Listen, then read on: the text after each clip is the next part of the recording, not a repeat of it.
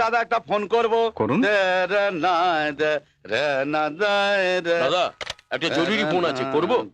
একটাই লাইন চালু আছে, অপেক্ষা করুন, ফোন করছি। ঠিক আছে। হ্যালো, আমি সঙ্গীত গুরু নবীন কুমার বলছি। কি গরু? আরে না না, আমি সঙ্গীত গুরু নবীন কুমার বলছি না, সিঙ্গাপুর থেকে। আপনি যে প্রোগ্রামের কথা বলেছিলেন তাড়াতাড়ি তার ডেটটা বলুন, তা না হলে আমি ব্যস্ত হয়ে পড়ব। ঠিক আছে, আমি আমার লোকেদের জিজ্ঞেস করে বলবো। আজ আমি আবার সিঙ্গাপুর থেকে মালয়েশিয়া যাব প্লেনে, আর ওখানে 1 সপ্তাহ থাকবো, প্রোগ্রাম আছে। মালয়েশিয়া থেকে আবার লন্ডনে যাব, লন্ডন থেকে প্যারিসে, প্যারিস থেকে আবার ভেনিসে। অবশ্য আপনি যদি বলেন তাহলে আমি আবার কলকাতায় ফিরে আসতে পারি, তা না হলে আবার 45 দিন ওয়ার্ল্ড ট্যুরে লেগে যাবে। দুর্মশাই, আপনাদের মতো গায়কদের আমার দরকার নেই। হ্যাঁ, কথা শোনাবে পুরো কেস কেচিয়ে গেল।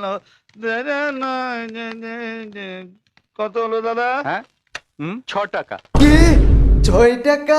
আমি 4 টাকার বেশি 1 টাকাও দেব না। না রে না, তারি না রে না, আমার জুতাটা আমেরিকা থেকে আনা। হ্যালো, আমি বিশ্বনাথ বলছি, আমেরিকা থেকে। ইয়েস ইয়েস, যখন বম ফেটেছিল তখন আমি আমেরিকায় ছিলাম। জর্জ বুশকে আমি ফোনে প্রথমে জানিয়েছিলাম। ওরে বাবা, কেউ আমেরিকা বলছে, কেউ লন্ডন বলছে। দাদা, হ্যাঁ, এই সব ঢপের কথা শুনে আপনি কিছু মনে করছেন না তো? দূর দূর, হ্যাঁ। আমি কেন মনে করতে যাব? হ্যাঁ। গত 10 বছর ধরে এই একই ঢপবাজির কথা শুনে আসছি। দাদা, আমার ঢপ শুনে শুনে চেহারা কানাই বেঢপ হয়ে গেছে। কি বললি?